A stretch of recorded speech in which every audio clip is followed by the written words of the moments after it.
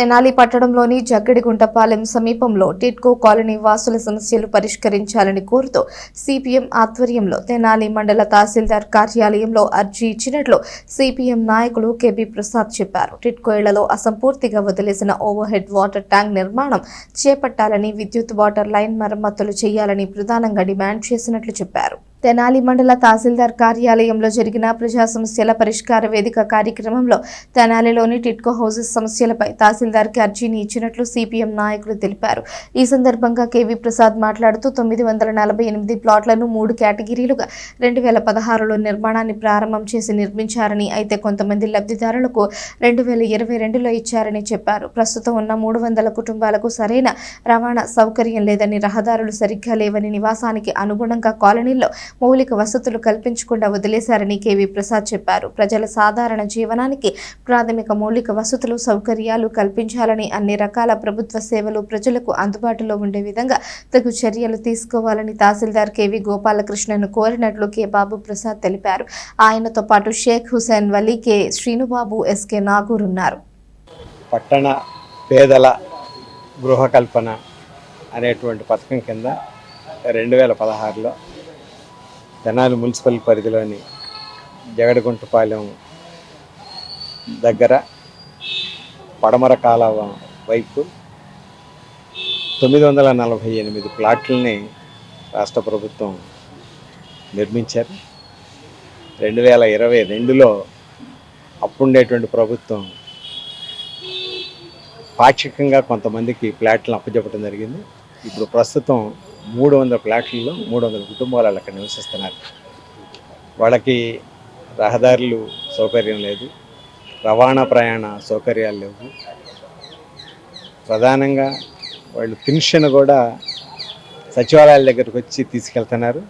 Ration కూడా ఎక్కడ దుకాణాలు ఉంటే అక్కడికి వచ్చి తీసుకెళ్లేటువంటి పరిస్థితి ఉంది.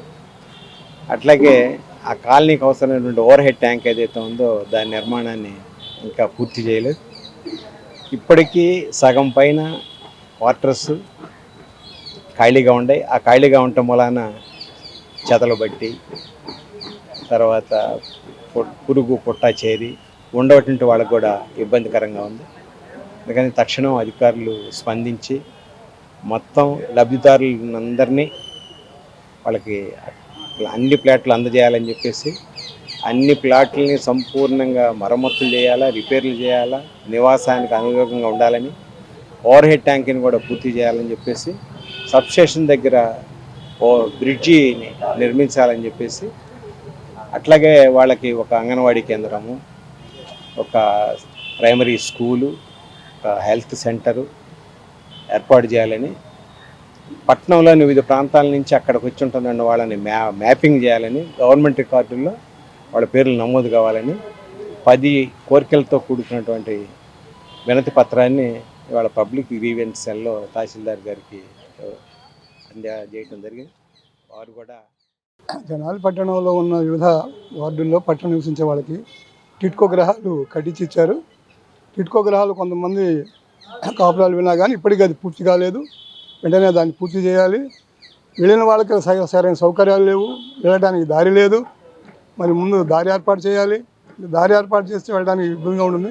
అలాగే కరెంటు సౌకర్యం కూడా, దారిలో కరెంటు సౌకర్యం కూడా కల్పించాలి. అది కూడా కాక అక్కడ నుంచి వెళ్ళేదాళ్ళు పెదరావూరు దాటి ఆ వంతెన మీదుగా వెళుతుంటే ఆ వంతెన పక్కన రకరకాలుగా వ్యక్తులు, మనుషులు ఉండి తాగటాలు అవన్నీ చేస్తూ ఉంటారు.